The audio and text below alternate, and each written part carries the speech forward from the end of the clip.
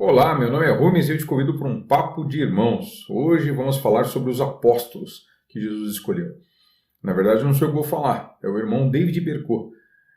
Esse irmão é um advogado, ele desde a década de 80 tem dedicado a vida dele ao estudo da igreja primitiva, ao escrito dos irmãos dos primeiros 2, 3 séculos. Já tem mais de 10 livros lançados, ele com certeza é reconhecido mundialmente como uma autoridade nesse assunto. Um homem extremamente humilde. Ele fez uma mensagem, o canal do Reino Eterno, que eu vou deixar o link aqui na descrição, fez a legenda dessa mensagem, eu com a autorização dele, agradeço a você, Bruno, muito obrigado. Eu mandei esse link para alguns colegas do WhatsApp, do Facebook, que reclamaram que a legenda é muito rápida, muito pequena, tem dificuldade de ver. Então eu fiz uma espécie de dublagem. Eu espero que os irmãos entendam que eu não faço isso. Então, com certeza, não ficou muito bom. Foi só no intuito de ajudar aqueles que têm tido dificuldade com a legenda. Espero que você aproveite essa mensagem, que ela realmente faça com a sua vida como fez com a minha, me abriu ainda mais o entendimento para algumas coisas que são profundas, verdadeiras e importantes no reino. Fique aí com a mensagem, Deus abençoe você, a sua casa. Paz. Já faz um pouco mais de um ano desde que eu vim e é muito bom ver tantos rostos familiares, mas muito mais novos rostos que eu não vi no ano passado. Então eu me sinto privilegiado em estar aqui. É sempre uma alegria estar aqui em Boston e hoje essa mensagem é um pouco diferente do que vocês normalmente escutam de mim, porque normalmente eu apresento algo que eu posso dizer, ok, isto é o que os primeiros cristãos criam, ou isso é o que as escrituras claramente ensinam.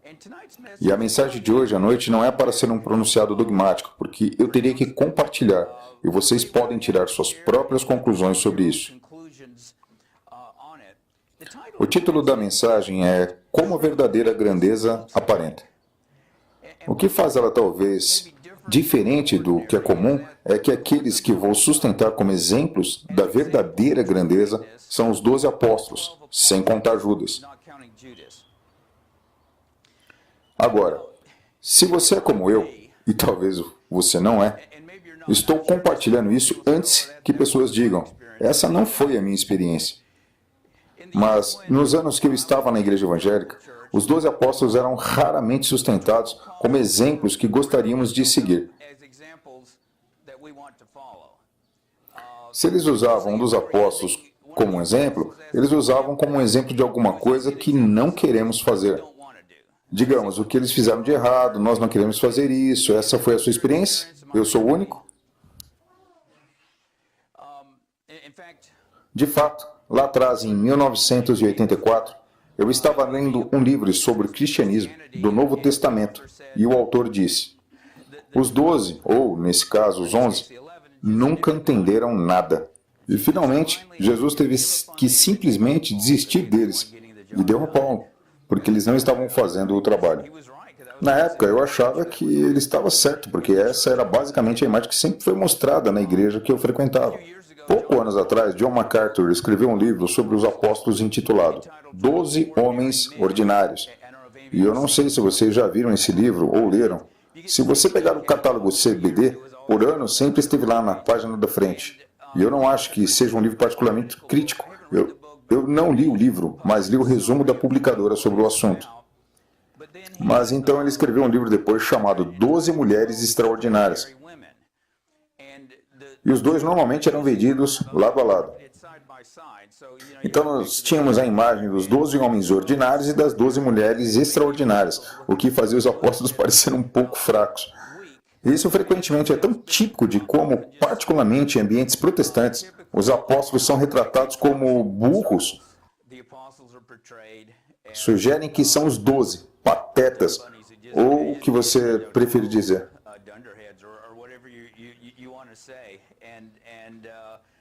E esses caras estão sempre lutando, sempre fazendo as coisas erradas, especialmente Pedro. Pedro, uau, esse cara é o exemplo de tudo que não é para ser. Bem, e essa foi minha opinião por muito tempo, e com o passar dos anos passei a ter uma opinião totalmente diferente. E Creio não apenas no fato de que eles não são maus exemplos, mas creio que eles são exemplos muito bons de como a verdadeira grandeza aparenta. E isso é um pouco diferente do que podemos esperar. Acho que a primeira coisa que foi uma surpresa para mim foi quando eu comecei a ler os escritos dos primeiros cristãos e percebi que eles sempre falavam muito bem dos apóstolos. Os 12 apóstolos fizeram isso, os 12 apóstolos fizeram aquilo, e eu não estava acostumado a ouvir aquilo nos círculos que eu frequentava. Você escuta muito sobre Paulo, e quando é sobre os 12 era quase sempre a mesma coisa que eles fizeram errado, vamos aprender deles sobre como não fazer e etc. E isso foi, uau, essas pessoas só falam coisas boas sobre os apóstolos. E fiquei imaginando que eles sabiam que nós não sabíamos. Obviamente, os apóstolos deixaram um testemunho, uma memória, que era muito brilhante. E vou deixar apenas alguns exemplos. Aristides, que foi um dos escritores mais antigos, ele escreveu por volta do ano 125. Ele disse: esses 12 discípulos foram adiante por todo mundo conhecido e continuaram a mostrar a grandeza de Cristo com toda modéstia e retidão. Justino Mártir, por volta do ano 150. De Jerusalém saíram 12 homens para o mundo. Esses homens eram sem instrução e sem habilidades de oratória, mas pelo poder de Deus eles proclamaram o evangelho para todas as raças e homens. E todas as citações através de 300 anos, perto do fim desse período, Lactâncio escreveu: os discípulos sendo dispersados por todas as províncias edificaram a fundação da igreja em todos os lugares. Eles próprios fizeram muitos e quase inacreditáveis milagres em nome do seu mestre divino. Seu ensino, por ser verdade, concorda em todos os lugares da terra. E gostaria de falar que todos os que falaram sobre isso é sempre a mesma coisa, que eles partiram por todo o mundo plantando a igreja em todos os lugares. E eu tinha a impressão que Paulo fez muito disso e os apóstolos só talvez fizeram algumas coisas pequenas, mas parecia que, bem, eles simplesmente não conseguiram realizar muita coisa. Mas de alguma forma, um pouco após suas mortes, todo mundo lembrava deles, estando em todos os lugares do mundo. Então eu estive pensando nisso. Agora, uma das coisas faladas, e eu vou falar isso só para garantir, quando eles falaram sobre os 12, eles não estão falando de Paulo como um 12º. Quando eles falam sobre os 12 apóstolos fiéis, eles estão falando dos 11 fiéis mais Matias. Agora, quando eu cresci, quero dizer, quando fui ensinado, bem, depois que Jesus morreu, os apóstolos por si mesmos providenciaram um substituto, então, você sabe, lançaram sorte, vieram com esse Matias e Jesus simplesmente ignorou isso. Isso foi somente eles novamente fazendo atrapalhadas, e então ele escolheu Paulo e ignorou isso. Mas eu notei desde o princípio é que toda a igreja primitiva entendeu que Matias era o 12º apóstolo, e foi escolhido como deveria ser. E quando a igreja foi estabelecida sobre os 12 apóstolos, não sobre 11, e depois Deus colocou outra rocha de fundação sobre ela. Mas eu não tinha realmente uma prova nas escrituras para isso, então eu ponderei sobre isso por muito tempo. E foi, na verdade, somente no início deste ano. Eu estava lendo em Atos e eu tive a mesma experiência que você talvez já teve, de ler uma passagem que você já leu centenas de vezes e de repente pula nos seus olhos uma coisa que você nunca reparou. Abra comigo, Atos 6, verso 2.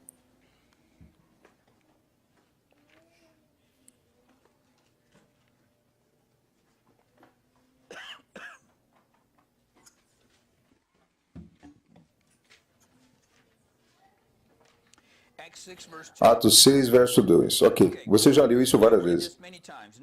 Então, naqueles dias, se refere a quando eles escolheram os diáconos, multiplicando-se o número dos discípulos, houve murmuração dos helenistas contra os hebreus, porque as viúvas deles estavam sendo esquecidas na distribuição diária. Então os 12 convocaram a comunidade dos discípulos e disseram: não é razoável que nós abandonemos a palavra de Deus para servir às mesas. Ok, talvez não por aos seus olhos. Voltando, quem foi que convocou a multidão? Os 12. Eu nunca tinha notado isso antes. Bem aqui nas Escrituras, não creio que Paulo era o 12º. Ele ainda estava perseguindo a igreja quando esse evento ocorreu. Então os 12 eram os 11 mais Matias. E isso é como a igreja entendeu. Eu creio, provavelmente até o tempo de Lutero, quando ele elevou Paulo sobre todo o mundo. Como eu disse, eles deixaram suas marcas na igreja primitiva, todos os 12, indo por toda parte no mundo inteiro. Agora, olha, posso dizer que isso é como... Eu detesto realmente lutar com isso e espero que a maioria de vocês não tiveram uma visão tão negativa dos apóstolos como eu recebi por muitos anos. Eu tive que admitir, ok? Quando você vai em Atos, os apóstolos parecem de verdade um pouco diferentes do que atrás nos 4 evangelhos. E eu pensei, como a maioria das pessoas, ok? É porque o Espírito Santo foi derramado. E agora eles estão diferentes, porque o Espírito Santo foi derramado. E eu não acho que alguém iria argumentar que isso não fez diferença em suas vidas, porque fez. Jesus disse para esperar até receber o poder do alto, e isso foi exatamente o que eles receberam. Mas não tenho tanta certeza que foi somente essa transformação repentina, porque o Espírito Santo foi derramado. Se for esse o caso, por que Jesus passou 3 anos com eles? Nós estaríamos basicamente dizendo, bem, todos aqueles 3 anos vivendo com Jesus dia e noite, você e Jesus 24 horas, 7 dias por semana, não teve nenhum efeito em você. Então o Espírito Santo derramado, bum, agora foi repentinamente você e é discípulo maduro, em chamas por Deus. Bem, se é o caso, por que Jesus nem mesmo se incomodou em passar 3 anos, se isso não faria nenhuma diferença, e se sentar ao pé de Jesus, caminhar com ele, viver com ele durante 3 anos não fizesse nenhuma diferença na vida? Então, que tipo de mestre ele era? Se isso não impactasse alguém e não pudesse transformar totalmente suas vidas. Nós sabemos como ele transforma nossas vidas hoje, apenas dos céus. Você sabe. Caminhar com Jesus. Imagina ter ele aqui, ser possível perguntar para ele, ter ele para te ensinar, te mostrar o caminho a prosseguir. Outro problema com a teoria que foi apenas porque o Espírito Santo foi derramado é que, tudo bem, agora eles ficaram repentinamente maduros, etc. E que todos os cristãos do Novo Testamento tiveram o Espírito Santo derramado neles. Você sabe, houve 120 lá em Pentecostes, depois disso, sempre que você lê, sempre menciona o derramamento do Espírito. Houve dons miraculosos, mas nem todos viraram gigantes espirituais. Olhe para Ananias e Safira, eles eram cristãos nascidos de novo, tinham o Espírito Santo derramado sobre eles, eles mentiram para os apóstolos. Simão, o mago, ele foi batizado e ele aguardou com os demais. Pedro e João impuseram as mãos sobre ele, recebeu o Espírito Santo e tudo aquilo. E ele transformou um discípulo maduro e repentino em chamas, Deus e tudo mais? Não, ele disse. Ei, darei dinheiro para você se você puder me dar esse poder de impor as mãos sobre as pessoas. E não lemos isso nas Escrituras, mas a história dos primeiros cristãos mostra que ele se tornou um arqui-herege. O que falar de todos os cristãos briguentos em Corinto, o homem imoral que teve que ser posto fora da congregação? Todos eles eram nascidos de novo, receberam o Espírito Santo. Os problemas da igreja em Apocalipse, todos eram cristãos nascidos de novo lá. Então, só porque alguém nasceu de novo, recebeu o Espírito Santo, não muda você automaticamente.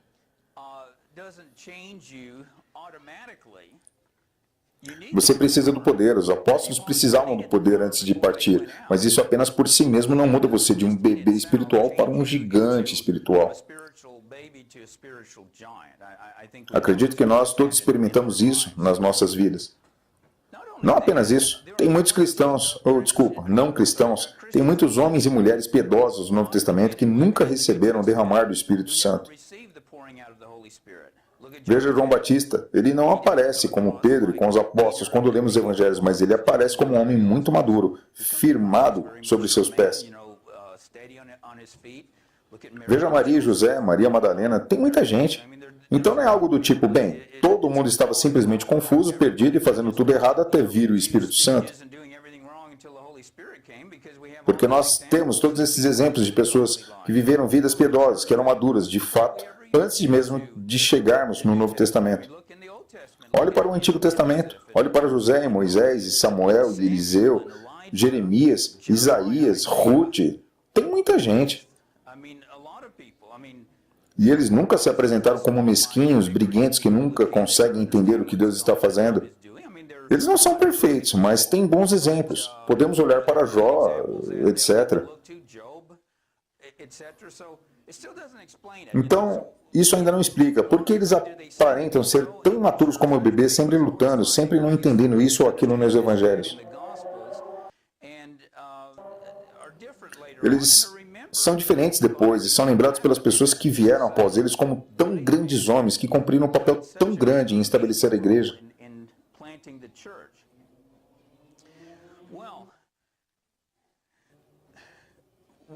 Uma das coisas novas para mim, quando eu li os escritos dos primeiros cristãos, e isso pode ser algo novo para você, ou talvez possa ser algo que você sempre entendeu, luto muitas vezes com isso, eu compartilho com as pessoas, acabei de descobrir isso nos escritos dos primeiros cristãos, e as pessoas dizem, bem, eu sempre entendi isso, então a sua criação esteve num caminho um pouco mais reto que a minha.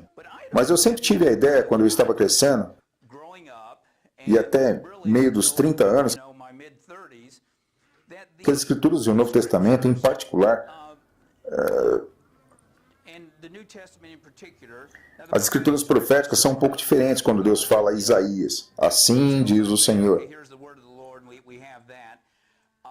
Mas eu sempre achei que quando a gente lê o Novo Testamento, Deus basicamente ditou. Quer dizer, foi escrito por Mateus, por João, por Paulo, Lucas, tanto faz, mas Deus meio que controlou a mente deles e foi algo como uma escrita automática. Você sabe, eles simplesmente redigiram e tudo que está aqui é exatamente o que Deus falou para que eles escrevessem. Era essa a tua concepção de como isso aconteceu? Eu fui o único que... Ok. Seja como for, sim, eu sei que isso diminui. E essa não é a maneira que eles entendiam de forma alguma. Eles são os que escolheram o canon do Novo Testamento, então não dá para desprezar o que eles pensam. Eles são os que, você sabe, nós temos esses livros específicos porque eles são aqueles que separaram esses de um monte de outros livros. Como eles entendiam essas coisas? Eles entendiam que os apóstolos eram instrutores inspirados, então tudo que eles ensinaram era inspirado. Os seus escritos, sempre inerrantes, têm a mesma alta visão das Escrituras. As Escrituras do Novo Testamento são absolutas, são inerrantes, são inspiradas por Deus. Mas não são ditadas por Deus. Se você considerar a diferença, em outras palavras, as pessoas que a escreveram, os homens que a escreveram, eram instrutores inspirados. Eles tinham a liberdade para escrever sobre inúmeros assuntos. E eles não eram apenas robôs, ok? Deus está ditando isso e eu estou redigindo. Eles eram instrutores inspirados, ok? Aqui estão alguns de seus ensinos. Tudo que eles escreveram era inspirado. Eu fui instruído, enquanto crescia, que alguns de seus escritos eram inspirados e alguns não eram. E os escritos que não eram inspirados foram jogados fora e ficamos com esses que são inspirados.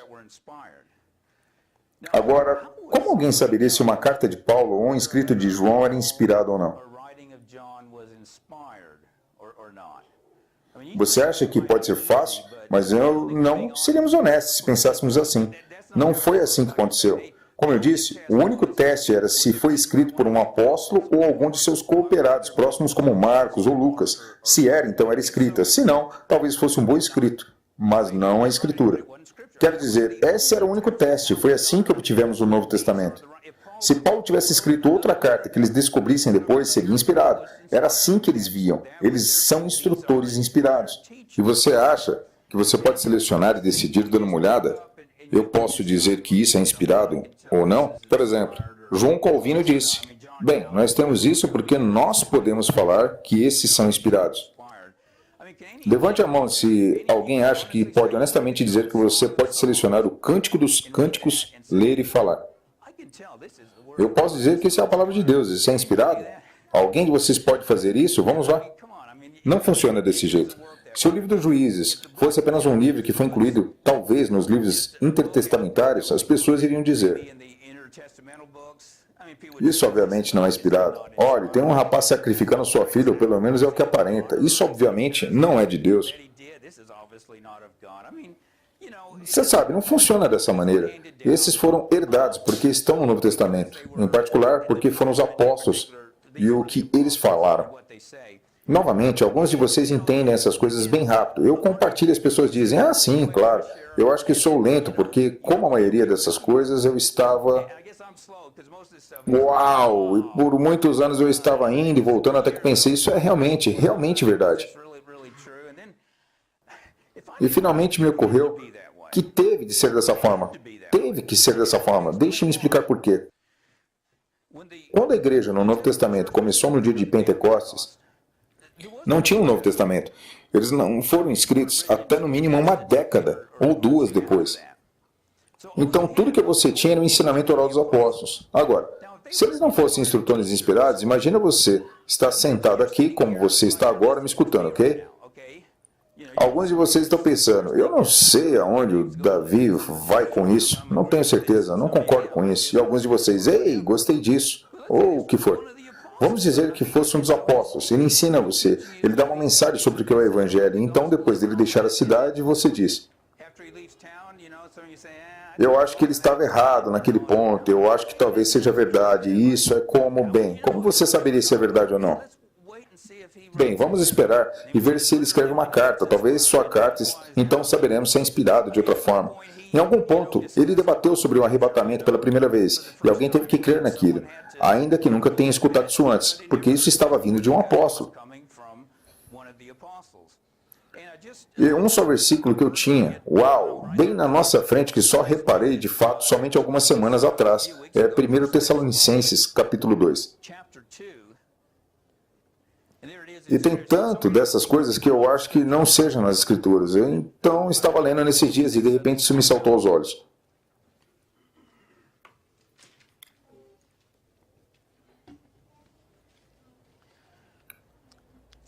Em 1 Tessalonicenses 2, versículo 10. Este é um dos primeiros livros do Novo Testamento. Você diria isso, Finney? Sim. Então, até este tempo, o ensinamento era principalmente oral, e certamente é o caso aqui. Essa é a primeira carta aos Tessalonicenses, ele diz no verso 30, ou melhor, no verso 10. Vós e Deus sois testemunha do modo porque piedosa, justa e irrepreensivelmente procedemos em relação a vós outros que credes. E sabeis ainda que, de que maneira, como pai a seus filhos, a cada um de vós exortamos, consolamos e admoestamos. Ele está falando sobre a sua visita anterior, quando ele visitou a eles e falou a eles. Para viverdes por modo digno de Deus, que vos chama para o seu reino e glória. Por essa razão, incessantemente damos graças a Deus, é que, tendo vós recebido a palavra que de nós ouvistes, que é de Deus, acolhestes não como palavra de homens, e sim como em verdade é a palavra de Deus, a qual com efeito está operando eficazmente em vós, os que credes. Você percebeu? Ele está falando sobre pregar. Vocês me escutaram falar isso e ainda assim vocês não viram como somente palavras de homem. Vocês acreditaram como a palavra de Deus.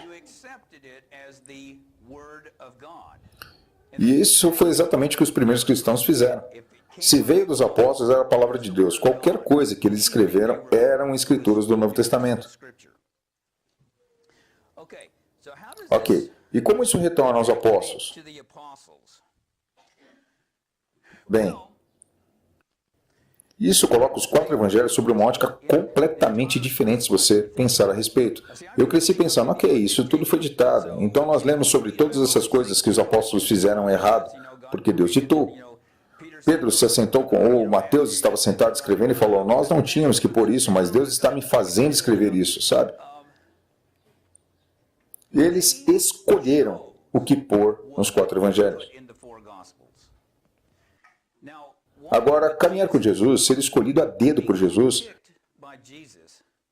eu tenho certeza que eles poderiam ter escrito sobre muitos exemplos maravilhosos de quando eles fizeram as coisas certas. Mas todos eles escreveram muito mais sobre o que eles fizeram errado. Eles escolheram fazer isso.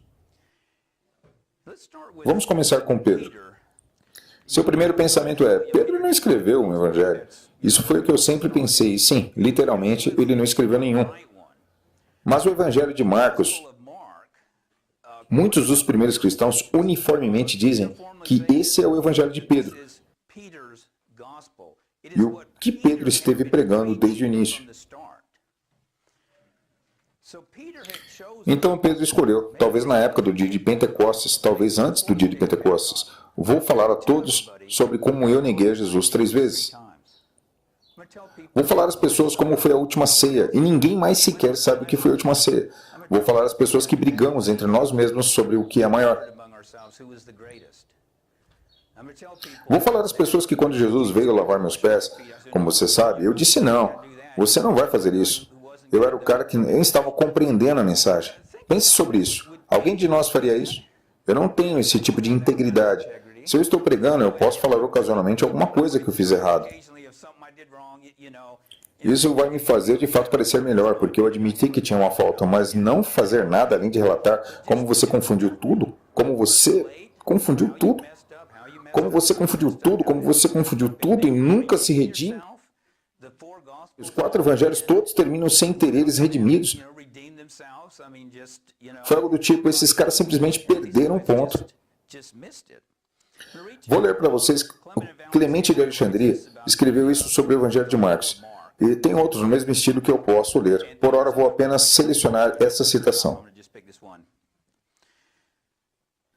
Tal raio de piedade brilhou na mente dos ouvintes de Pedro, falando sobre quando ele estava pregando, que eles não estavam satisfeitos em ouvir apenas uma vez, ou com o ensino não escrito da proclamação divina. Então, com todo tipo de súplicas, eles imploraram a Marcos, a quem o evangelho é atribuído, ele sendo o companheiro de Pedro, a deixar um registro escrito do ensino que foi entregue a eles verbalmente. E eles não o deixaram sozinho até que prevaleceram. E assim, graças a eles, nós temos a escritura chamada o Evangelho de Marcos. Ao ver o que foi escrito, é dito que o apóstolo Pedro se regozijou com o entusiasmo daqueles homens e, pela revelação do Espírito, aprovou a composição para a leitura nas igrejas.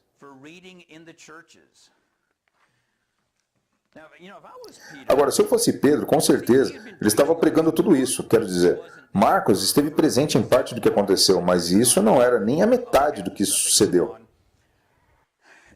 Pedro está pregando todo o tempo, e alguém escreveu isso. E você está pensando, estive compartilhando todas as minhas faltas, me expondo.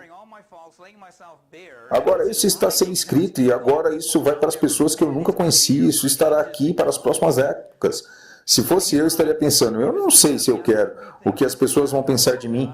Eles não vão conhecer nada de boas partes se eles leram isso. Mas a citação diz que ele se regozijou com isso, isso é grande. Um livro que ele não brilha é um tio. Ele parece ser o menor dos apóstolos, o último que Jesus escolheria para seus líderes.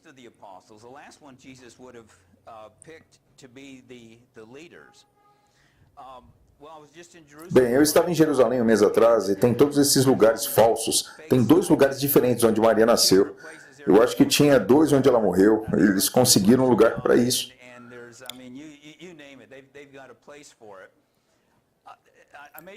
Posso estar enganado sobre isso, mas só vi um local ligado a Pedro, e talvez tenham outros que eu não conheço, mas um local conectado a Pedro. E adivinha o que o local comemora?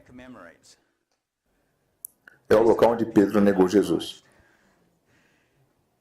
E quando você menciona o apóstolo Pedro, qual é a primeira coisa que vem à mente da maioria das pessoas? É provavelmente ele negando Cristo 3 vezes.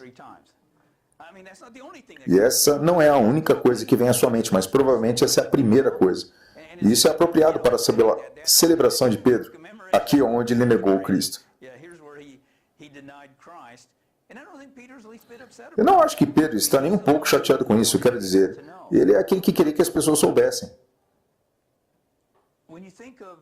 Quando você pensa nos apóstolos expulsando demônios ou tentando expulsar demônios, qual é a primeira coisa que vem à sua mente? Porque na minha mente é quando eles tentam expulsar daquele homem ou do menino e eles fracassam. E esse é o caso que eu lembro. Eu não sei se tem algum que eles têm êxito nos 4 evangelhos. Eu não acho que tenha alguma menção específica. Sim, nós pensamos naquele que eles falharam. Agora, isso me diz muito sobre as pessoas escrevendo esses evangelhos. Você pode imaginar isso? Tem de fato uma sentença que diz que Jesus deu-lhes poder para curar os enfermos e expulsar os demônios e todas essas coisas. Isso foi antes mesmo dos 70. Então tenho certeza que eles tiveram êxito, muitas e muitas vezes, mas nunca se fala sobre isso. Eu nunca conheci alguém assim, quero dizer, eu já conheci homens humildes, eu já conheci alguns cristãos muito bons. Mas conhecer alguém que não te conte nada além de fracassos. Eu estraguei cada coisa que eu fiz. Eu fiz uma coisa pior do que qualquer um de vocês sequer iria pensar em fazer. Eu neguei Cristo 3 vezes.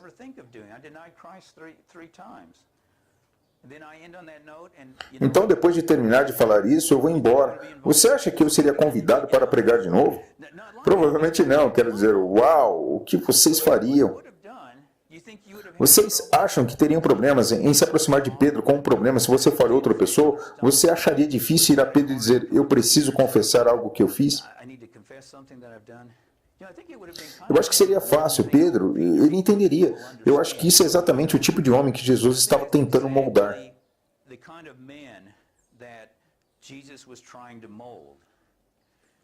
Agora, Paulo era um grande homem, mas ele era de um molde diferente. Ele é alguém que, pelo menos em seus escritos, nunca comete erros. Ele está sempre no topo de tudo, cheio de zelo, esse tipo de coisa. E nós obtemos que, para ler tudo o que ele escreveu, e assim, para a maioria das pessoas, ele é muito maior que os 12. Não acho que tenha tido o mínimo de ciúmes, quero dizer. Eles estavam vendo isso acontecer e estava tudo bem. Jesus teve tal impacto neles que eles estavam verdadeiramente sem ego. Nós usamos muito esse termo, usamos meio que à vontade, mas realmente ser isso, que você realmente não liga sobre o que as pessoas vão pensar de você. Você se preocupa bastante com o que Deus pensa de você, mas as outras pessoas, se elas lembram de você dessa maneira ou daquela, você realmente não se importa. Eu creio que passar 3 anos com Jesus dessa maneira criou esse impacto nesses homens, de ser moldado desta forma, para não ser simplesmente nada, sempre querendo que outro ganhe a glória. Quando você lê os 4 evangelhos, é sobre Jesus Cristo que você pensa, uau, ele realmente se destaca, particularmente em vista desses 12 homens em volta deles, sempre se atrapalhando. Então Jesus toda a glória. E eles pegaram esse espírito de Jesus. Foi muito apropriado o devocional que tivemos. E é interessante como muitas vezes Deus trabalha nessas coisas. O devocional estava ligado com a mensagem. Eu tenho visto que acontece muito. E no início daquilo, do devocional, o jovem rico diz, bom mestre, qual a primeira resposta de Jesus? Por que você me chama bom? Existe um bom, Deus. Agora, Jesus era bom, o homem tinha todo o direito de chamá-lo de bom. Ele não era apenas bom, ele era perfeito. Mas a maneira de Jesus ensinar era, eu quero toda a glória para o meu Pai. Ele está sempre apontando para o Pai. Meu pai é maior que eu, isso e aquilo, sabe? Meu pai sabe a hora, eu não. Isso não é para mim, entregue para o pai. O pai me deu esse poder, eu faço tudo o que o pai me diz. É sempre glória do pai, de tal forma que as pessoas iriam pensar quão grande e maravilhoso é seu pai. E tenho certeza que os apóstolos absorveram isso e obtiveram muito mais coisas do que está escrito. E eles queriam ser como Jesus, que a glória vá para outro e não para mim.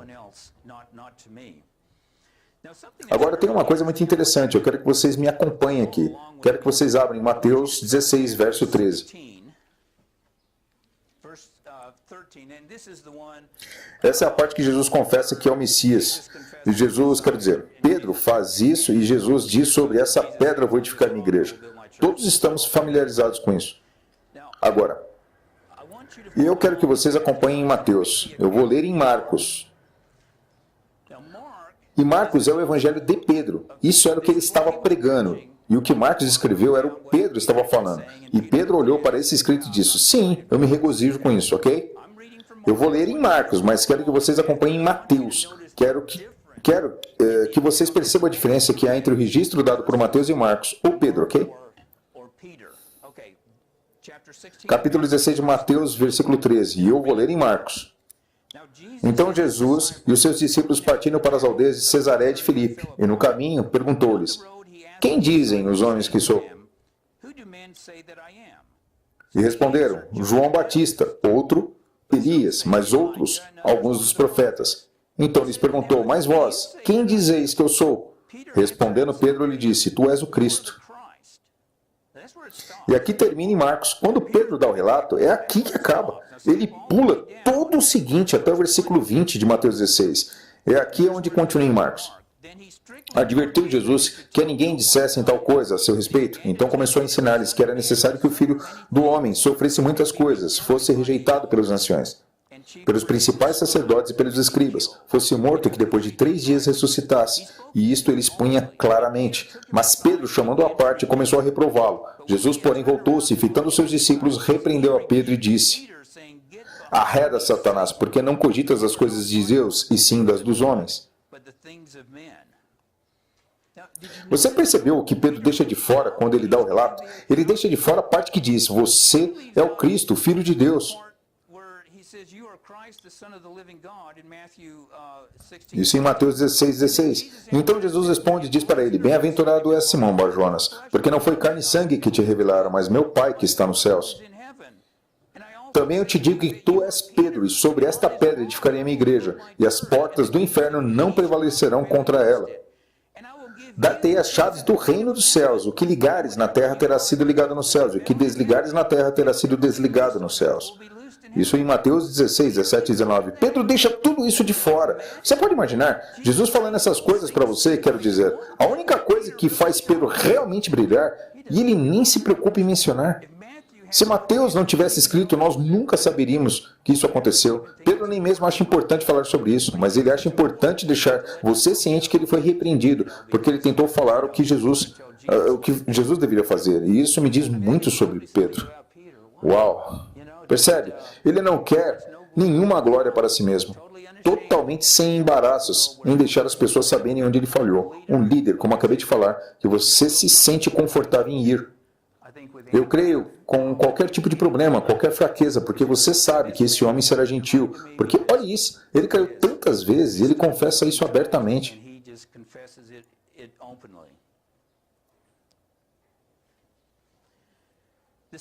A mesma humildade pode ser achada nos outros evangelhos escritos pelos outros apóstolos. Pedro é como que se destaca mais, eu acho. Mas eu vejo o mesmo espírito por outro motivo. Nenhum deles escreveu sobre a vida deles. Em Atos, que Lucas escreveu, nós temos muito pouco do que os apóstolos fizeram, mas a maioria é lidando com Paulo. E nas cartas de Paulo nós sabemos que ele estava aqui, estava em todo o mundo. Nenhum dos 12 sentiu que fosse importante deixar um registro do que eles fizeram. Tenho certeza que eles teriam relatos fascinantes. Tomé foi para a Índia e eles foram por todos os lugares plantando igrejas. As 3 maiores cidades no Império Romano. Alguém pode citá-las ou citar uma delas?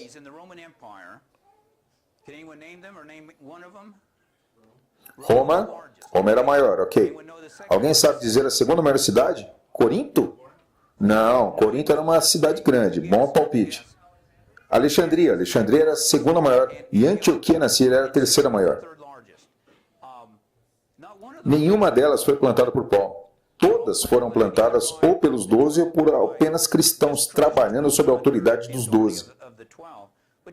Mas você não lê muito sobre eles, quero dizer, não é dito sobre elas. Você escuta sobre as igrejas que Paulo plantou. Os apóstolos não eram invejosos. Eu não acho que Deus teria proibido que um deles escrevesse um registro do que fez, ou as igrejas que ele fundou. Deus não iria proibir isso, mas é como... não há necessidade. Nós temos Atos, onde vemos como o evangelho saiu, e sim, deixe Paulo ficar com a glória. Eu não tenho o mínimo de inveja. Estou feliz que ele está obtendo a glória e as pessoas não estão olhando para mim. Quantos de vocês conseguem nomear os 12 apóstolos? Todos os 12? Estou pensando aqui, eu não sei se posso. Eu tive que memorizar quando pela primeira vez. Eu tive que sentar e memorizar. Eu não sei se eu posso falar o nome dos 12. O que nos diz algo? Imagine Jesus escolhendo a dedo 12. Sobre isso, vou fundar minha igreja e fundações e tudo aquilo. E eles fizeram tão pouco para chamar a atenção para si mesmos que a maioria das pessoas não sabem nem mesmo os seus nomes. Mas você consegue falar os nomes de todos os companheiros de Paulo? Tem Paulo, ok? Então, Timóteo, Tito, quem eram alguns dos outros? Silas, Barnabé, todos aqueles que estavam ao redor de Paulo, todos nós sabemos os seus nomes. E, novamente, eu não creio que os apóstolos não se ressentiram com isso, nem um pouco. Eu creio que eles estavam felizes. Ele está habitando a glória e isso é maravilhoso, nós estamos contentes. Nós agradecemos a Paulo e pelo que ele tem feito. Agora, eu estou trabalhando na edição de uma Bíblia de estudos dos primeiros cristãos, neste momento, e então é uma experiência abençoadora, porque me põe muito em contato com a palavra todos os dias e percebo coisas que eu não estava lendo para perceber, mas de repente simplesmente salta aos olhos. Quando você vê a lista dos 12 apóstolos, quero dizer, quando eles são escolhidos, em Mateus, quando você lê, diz Mateus, o cobrador de impostos, e depois dá o nome dos outros 12. Eu percebi de quem é essa lista? Talvez em todos os outros ele não menciona Mateus, o cobrador de impostos. Lucas, que descreve o seu chamado, não o chama de Mateus. Mas alguém lembra? Levi. Sim, Levi, que é Mateus aqui. Mas eu acho que isso é apenas para as pessoas não saberem que Mateus era o cobrador de impostos. Mas Mateus, quando ele escreve, ele diz... ele não diz qual era a profissão dos outros. Ele não diz Pedro, o pescador e tudo isso. Ele simplesmente diz, de repente, Mateus, o cobrador de impostos. Agora, isso naquele tempo, isso seria praticamente o equivalente a dizer Mateus, o vendedor de carros usados. Ele está listando o nome. Ele não fala o emprego de ninguém, até falar o vendedor de carros. Esse cara, sabe, alguém disse, bem, talvez você não deveria usar advogado como exemplo, ok? Sim, para ele mencionar isso especificamente, quando não tinha necessidade, os outros não mencionam, mas ele quer falar. Novamente, simplesmente uma coisa humilde.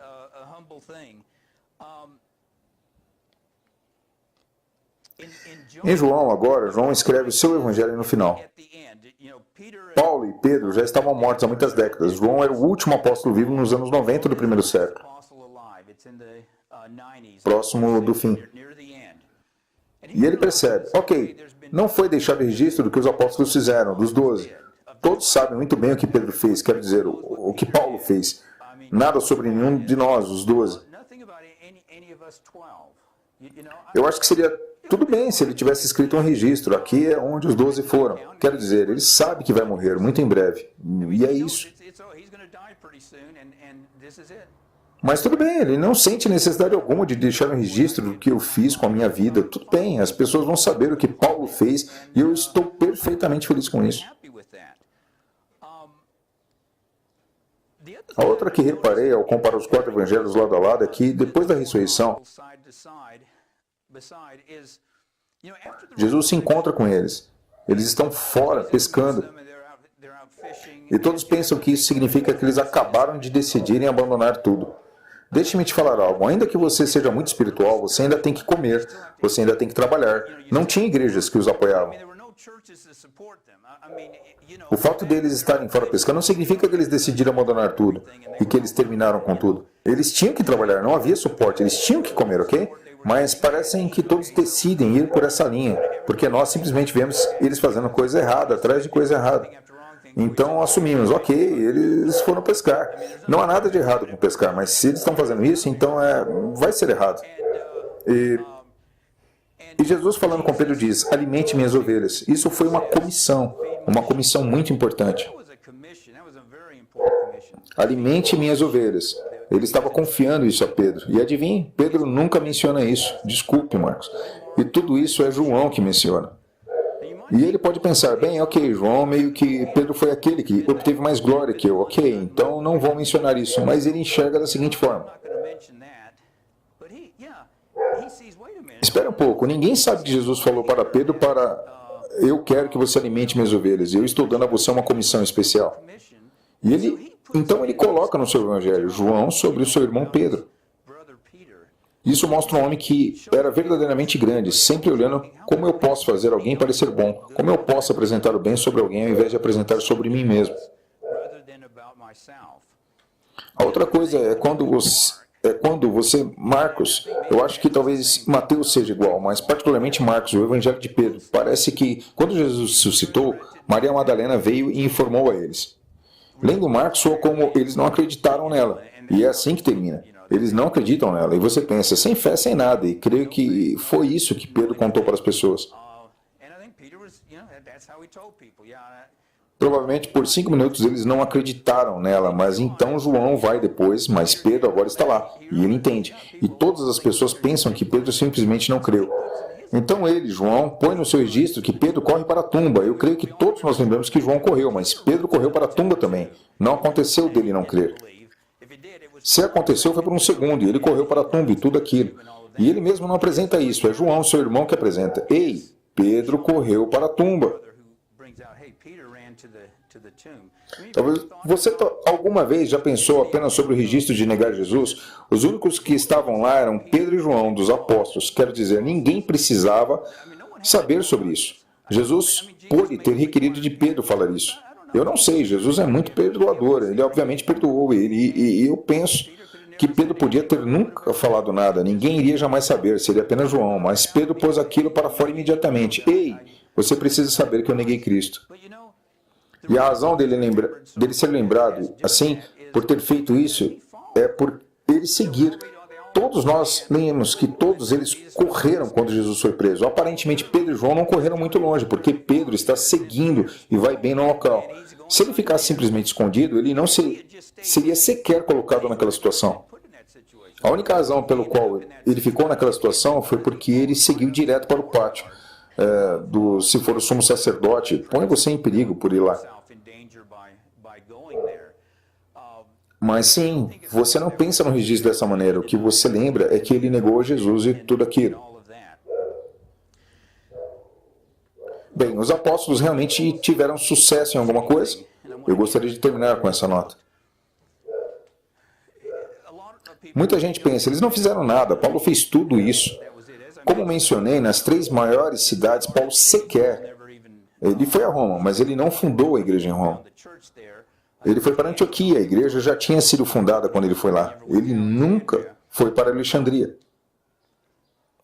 Mas o que eles deixaram, o que você tem no final do 1º século é tão supernatural, quero dizer, eu usei essa palavra porque não há nada que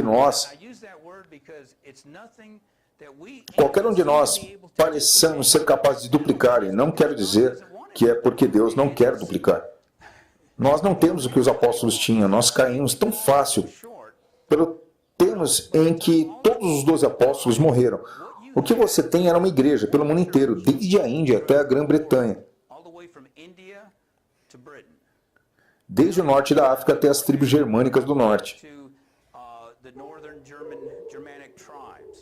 Quando eu digo uma igreja, quero dizer, se você se lembra, essa igreja aqui, se estivesse na Índia e quisesse ir para a Grã-Bretanha, o bispo escreveria uma carta dizendo que você era deles e admitido para a comunhão, e você vai para a Grã-Bretanha e é admitido para a comunhão lá. Uma igreja. E isso não era uma igreja de 100 pessoas, não. Isso é dezenas de milhares. Pelo ano 300 era em torno de 1 milhão de pessoas. E ainda uma igreja. 300 anos depois ainda ensinando a mesma coisa. Eu quero dizer que era uma igreja perfeita. Não estou dizendo isso de forma alguma, mas uma igreja que era capaz de permanecer unida. Uma igreja que não era resistente, separada do mundo, que enfrentou horríveis perseguições sem se comprometer. Que tipo de pessoas, que tipo de líderes são capazes de estabelecer uma igreja como essa? Eu tentei em pessoa plantar igreja e não consigo fazer uma pequena congregação sem dividir e tudo aquilo. Mas pelo mundo inteiro, línguas diferentes. E você tem uma igreja unida, onde todos deixam, todos nós trabalharmos juntos. Quando os apóstolos morreram, não tinha uma cabeça. Quero dizer, não tinha um papa. Isso não veio muito tempo depois. Não tinha ninguém encarregado desta coisa inteira, exceto Jesus Cristo, quando os 12 apóstolos morreram. E eles não começaram a lutar e a cair em pedaços, eles permaneceram juntos. E creio que uma das razões é porque os apóstolos nunca disputaram entre si. Nós pensamos neles por eles se descreverem sempre argumentando quem é o maior e tudo aquilo. Mas quando os testes vieram, essa é exatamente a coisa que eles nunca fizeram. Eles nunca discutiram sobre quem era o maior. Eles nunca lutaram entre si. Paulo e Barnabé não conseguiam permanecer juntos. Os 12 permaneceram juntos. Eles trabalharam juntos como um time. Eles se separaram. Levaram o evangelho por todo mundo como um time unido. Não que eles estivessem sempre juntos, mas sim, nós somos um. E eles deixaram essa impressão em suas igrejas, que o corpo de Cristo é um por toda a terra. Ninguém foi capaz de ter êxito nisso desde então. Houve algumas obras maravilhosas de Deus, alguns maravilhosos, poderosos homens de Deus. O movimento anabatista, para mim, é um evento extremamente impressionante na história da igreja, de pessoas dizendo: nós queremos voltar para os ensinos do Reino de Jesus, queremos viver pelo Sermão do Monte, jogar fora tudo aquilo que não está na Bíblia e fazer tudo o que está na Bíblia. E foi um maravilhoso movimento que vocês sabem, eu faço parte. Mas não levou 5 anos para eles irem em direções diferentes. E hoje eu não sei quantos tipos diferentes de anabatistas existem. Nós trabalhamos juntos até certo nível. Mas tem muitas divisões em outros níveis. E então, essa é uma obra que você sabe, eu faço parte e tenho em autoestima. E eu vejo. Bem, eles não conseguiram formar uma igreja única. A reforma, desde o início, Lutero e Zwinglio não conseguiram ficar juntos, 2 homens, eles estavam entendendo que precisavam reformar a igreja. Talvez foi a vontade de Deus que eles não se unissem, mas você pensa, vamos lá, 2 homens, e parece que em muitas coisas eles criam da mesma forma, quero dizer, no erro, mas era o mesmo erro. E isso é como esses 2 homens orgulhosos não concordaram somente sobre a comunhão, ceia. Então, eles se separaram. E quando o Zwinglio foi morto, Lutero diz algo no sentido de que, você sabe, ele teve o que mereceu, etc. E essa era a natureza.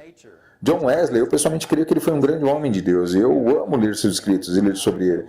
Ele não estava nem mesmo tentando começar uma igreja, mas apenas um movimento. Mas depois que ele morreu, isso se dividiu e existem hoje no mínimo 10 mil pequenas seitas e coisas que vieram do movimento wesleyano. Quero dizer, isso é simplesmente... Uau, o que foi diferente sobre os apóstolos que eles puderam deixar uma igreja com as pessoas ao invés de 12 igrejas?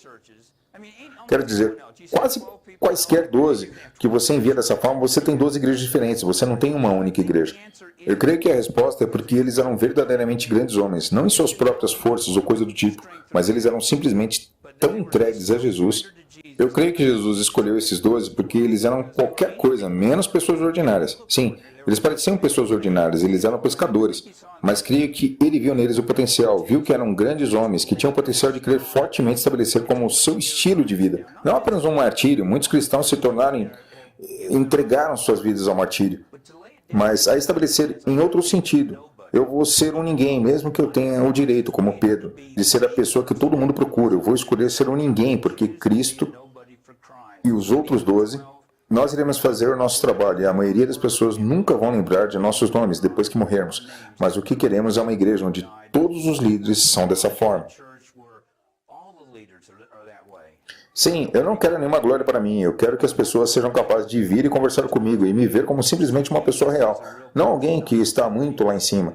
Então, para mim mesmo, se eu analisei errado os apóstolos, penso que esse é o ponto para todos nós. Algo que eu tenho que aprender sempre e sempre na minha vida. Estabelecê-la para Cristo.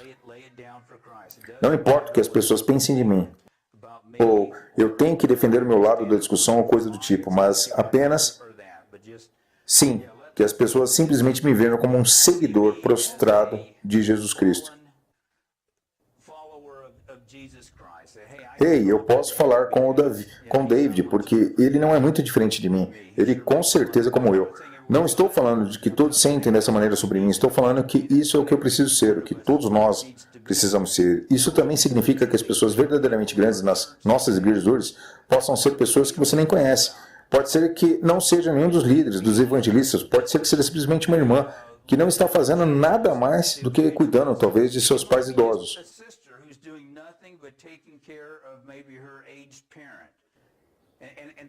Isso é tudo que ela faz, não há glória, ninguém lembrará dela, mas Deus sabe como ela simplesmente desistiu de qualquer visão de si mesma na vida para ajudar outra pessoa. E tem muitos cristãos que fazem isso, que nunca terão livros escritos sobre eles, seus nomes nunca serão conhecidos, seus nomes são conhecidos nos céus. Então você pode ter alguns verdadeiramente grandes cristãos sentados bem próximo a você e que talvez você sequer perceba onde eles estão porque nenhuma glória brilha sobre eles. Ok, alguém tem alguma pergunta?